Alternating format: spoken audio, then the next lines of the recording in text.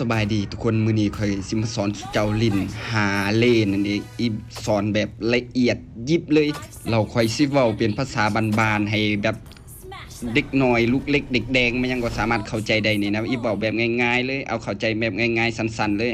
ไปเบิ่งกันสกิลหนึ่งของฮาร์เลย์ก็คือจะปล่อยพายออกไปทางหน้าเป็นเส้นแบบนี้จักพายซุบ่ต้องไปสนใจดอกแล้วท่าที่2ของมันก็คือปลดหมวกออกไปนี่ปลดหมวกออกไปแล้วก็กลับมาจุดที่หมวกตกกันบ่ว่าจะเป็นกำแพงเฮาก็สามารถปลดหมวกข้ามไปได้หรือว่าสกิลอันติของฮาร์เลย์หรือว่าท่า3ของฮาร์เลย์มันจะปล่อยไปล็อกศัตรูเห็นบ่เลือดของอันติท่า3เฮากับเลือดของเขามันต่างกันเด้อสู่เบิ่งดีๆสู่เห็นสีแดงสีแดงจางๆอันบ่ส่วนวิธีคอมโบก็คือกดสกิล3ใส่มันล็อกเป้าแล้วค่อยกดสกิล1ใส่ห้ามกดสกิล1ใส่จนมืดแล้วมันสิตายแล้วกดสกิล3ใส่แบบนั้นบ่ถึกแบบนั้นมันจะผิดวิธีเราเฮ็ดให้ดาเมจของเฮาอันบ่แฮงจักหน่อยเลยเอาตัดมาจังว่านี่ค่อยเลเวล4แล้วเดี๋ยวสิสอนวิธีคอมโบค่อยนี่ค่อยได้เลเวล4แล้วก็ทาร์เก็ตเจอร์เข้าไปอันติแล้วก็สกิล2เข้าไปว่าสิปล่อยสกิล1แต่ว่ามันตายก่อนวิธีคอมโบก็คือต้องกด3ก่อนเสมอถ้าว่ามีคนที่กะว่าสิตายเนาะโดยที่เฮาบ่ใส่อันตินั่นก็คือสกิล2เข้าไปแล้วก็สกิล1ใส่แบบนั้นมันก็ได้คือกันถ้าเฮากะว่ามันสิตายหรือว่าตัวที่เลือดยังน้อยนี่นะแล้วจังหวะนี้ค่อยเข้าอันติแล้วก็มาโผล่ทางนี้แล้วเอาเข้าไปเก็บเกนเจอร์ออกมาก่อนแล้วอันติยังมีเห็นบ่แล้วค่อยเก็บมาใส่ตามหลังนี่ใจเย็นๆนะเฮากะว่าเฮา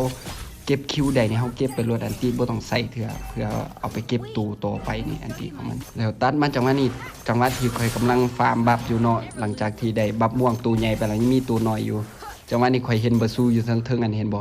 เบิ่งในมินิแมปเห็นบาซูเลือดน้อยแล้วก็จังหวะนี้ทีมเขามาดันทีมเฮาจังหวะนี้ค่อยก็ใส่อันติแล้วก็ตามด้วยท่านึงเพราะว่ามันเป็นแท่งถ้าบนเฮาบ่ใส่อันตินำมันอาจสิบ่ตายจังหวะนี้เฮาก็ได้มา1คิวแล้วฝั่งศัตรูน่าจะถอยเนาะเฮาก็เลย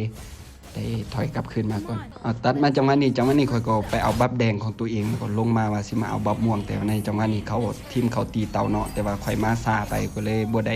ช่วยทีมยังบ่ได้เพราะว่าทั้งเขามาถึง4ตัวแล้วจังหวะนี้ค่อยก็เปิดอัลติใส่ยูเรนัสแล้วเก็บยูเรนัสออกไปอีก1คิวแล้วก็จังหวะนี้บ่สู้ก็ถือคากุระเก็บไปแล้วเอาจังหวะนี้เกนเจอเห็นบ่เขาก็ใส่สกิล2ไปตอดเลือดเขาได้แล้วเอาจังหวะนี้ใส่คอปมาเลือดติ่งเดียวจังหวะนี้ไปกันเด้อตัดมาจังหวะนี้ค่อยไปเอาบัฟแดงของตัวเองแล้วก็บัฟม่วงของตัวเองเป็นทีเรียบร้อยแล้วจังหวะนี้เห็นถึงเลนไตนี่มันเขาใส่กันอยู่นี่จังหวะนี้ค่อยก็เข้าไปแล้วก็ไปกวน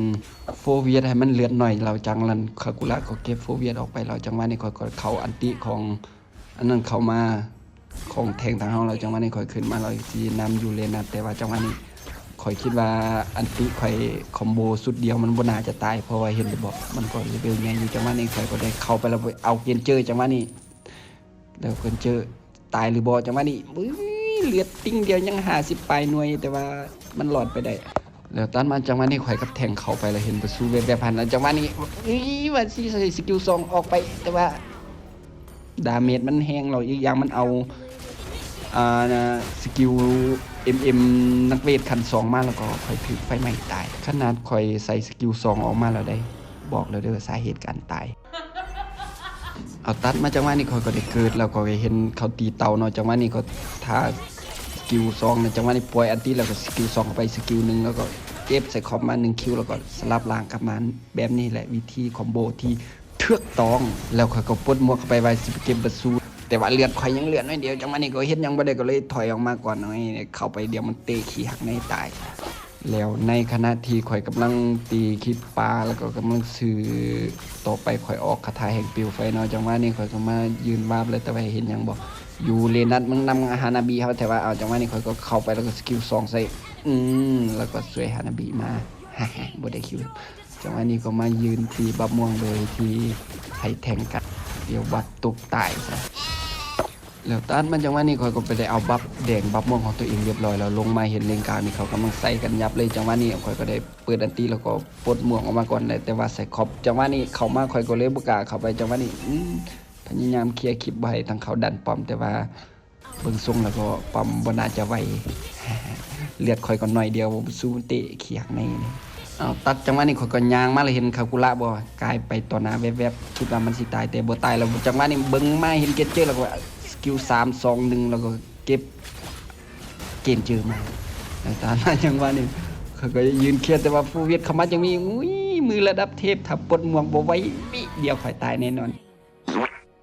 จากนั้นข่อยก็ไปเคลียร์เล่นไต่แล้วก็มาตีบัฟแดงเนาะโดยที่เมื่อกี้ข่อยยังบ่ได้กลับป้อมเลยจากนั้นนี่ข่อยเข้าไปแล้วอันติแล้วเห็นบ่2 3 1เก็บเกณฑ์เจออย่างสวยงามโดยที่เฮาบ่ได้รับหอยขีดขวดแม้แต่รอยเดียว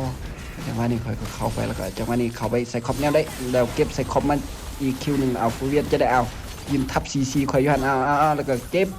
โฟเวียดมาอีก1คิวแล้วตันมาจังหวะนี้ข่อยกำลังไปเอาบัฟม่วงเนาะเห็นทีมเฮาทั้งนี่เขาใส่กันนัวเนียเลยเห็นบอกข่อยใส่สกิล2เข้าไปเลยใส่แต่สกิล1สกิล3ข่อยยังเก็บไว้เห็นบอกข่อยยังบ่ใส่เด้อเพื่อว่าไปเก็บตัวบางๆตัวที่เฮากะว่าเฮาฆ่าได้เฮาบ่ควรใส่อันติแล้วจังหวะนี้ยูเรนัสเข้ามาเอาเจ้าเลเวลเก่าได้ข่อยเลเวล14แล้วจังหวะนี้ก็เก็บยูเรนัสมาอีก1คิวแล้วจังหวะนี้กลับมันอุ้ยเกือบตายแล้วหลังจากนั้นข่อยก็ลงมาเคลียร์คลิปเลนไตนี่แล้วก็มาตีบัฟแดงนะจังหวะนี้ข่อยก็เลือดเต็มแล้วจังหวะนี้เมื่อกี้เลือดติ้งเดียวข่อยยังบ่ได้กลับป้อมเลยกลับมานาทีที่14เนาะจังหวะนี้ข่อยเห็นไซคอบอยู่เลนไตจังหวะนี้มันเคลียร์คลิปอยู่จังหวะนี้ข่อยก็อุ้ยสกิลนึงเมื่อกี้บ่ถึงมันฟิกเกอร์หนีแล้วจังหวะนี้ข่อยกลับมาตายไปคู่จังหวะนี้ข่อยก็ได้เกิดพิธีพอยแล้วข่อยก็มาตีรอดจากนั้นก็มาเคลียร์คลิปเลนกลางแล้วก็ขึ้นไปเคลียร์เลนเทิงแล้วจังหวะนี้เอาเข้าไปแล้วก็เก็บเกณฑ์เจอมาอีก1คิวแล้วจังหวะนี้บ่สู้เบิ่งคือสิบ่ยอมแล้วก็เปิดอันติใส่มันแต่ว่ามันเตะขี้หักได้เอาตัดมาจังหวะนี้ข้าพเจ้าก็ได้เกิดมาเป็นทีพอยแล้วย่างเข้ามาเลนกลางแล้วเห็นอยู่เลนนัดจังหวะนี้ก็ใส่อันติแล้วก็ตามด้วยสกิล1หลังจากนั้นฮานาบิก็เก็บอยู่เลนนั้นออกไปแล้วจังหวะนี้บ่สู้เข้ามาเบิ่งคือสิบ่ยอมเนาะจังหวะนี้ก็ค่อยเข้าไปแล้วก็เก็บบ่สู้ออกมาแต่ว่าเป็นทีแล้วเอาจังหวะนี้เอาโหเวียดจังได้เอา3-4ลุมอยู่ในเอาจังหวะนี้ก็ยืนยิงฟรีได้จังหวะนี้ก็เข้าไปแล้วว่าสิเอาใส่ขอบไม้อีกโอ้ยแต่ว่าโหแพงแท้